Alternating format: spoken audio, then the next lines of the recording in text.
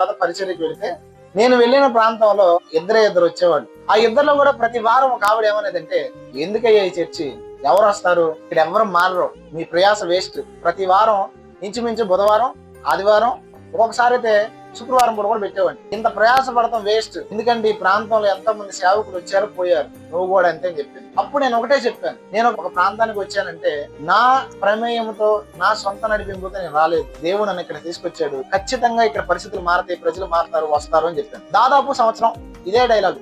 ఆవిడ ప్రతి ఆదివారం రావటం, ఇక్కడ వేస్ట్ వేస్ట్ వేస్ట్ అంటాం.